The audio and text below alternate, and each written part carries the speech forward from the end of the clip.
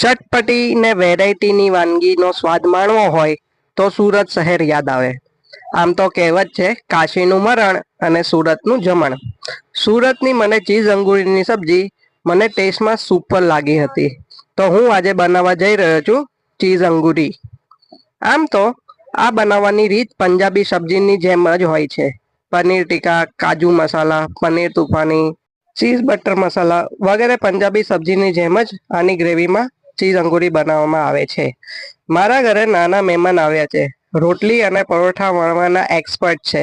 મામાની હેલ્પ કરવા હીવા છોટી દેવાંગી. વેકેશન પડે એટલે ક્યાં જવાય? મામાના ઘરે. પછી ભલે ને મામીનું કામ વધારે. સાચું ને? મામાના ઘરે આવે એટલે ટેસ્ટી ટેસ્ટી જમવાનું તો બનાવવું જ પડે ને. ક્યારેક પાણીપુરી, તો ક્યારેક મેંગી, પીઝા, વડાપાઉં, પાઉંભાજી, તો ક્યારેક બહાર પણ મામા લઈ જાય. ગાર્ડનમાં અને મેદાનમાં રમવા પણ લઈ જાય. ઓલમોસ્ટ દેશી પરાઠા રેડી થઈ ગયા છે અને પંજાબી ગ્રેવી પણ રેડી થઈ ગઈ છે. નામ ચીઝ અંગૂરી છે એટલે લબાલબ ચીઝ તો નાખવું જ પડે.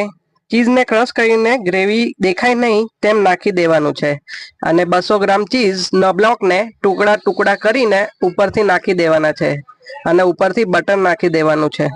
તો ઓલમોસ્ટ રેડી છે ચીઝ અંગૂરીની પ્લેટર.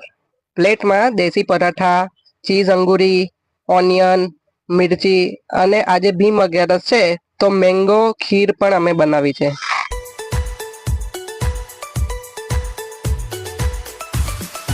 તો અમારા ઘરના બધા જ ચીઝ લવર છે. ચીઝ બધાને બહુ જ ભાવે છે અને બધાને ચીઝ અંગૂરી ટેસ્ટમાં ખૂબ જ સુપર અને ટેસ્ટી લાગી.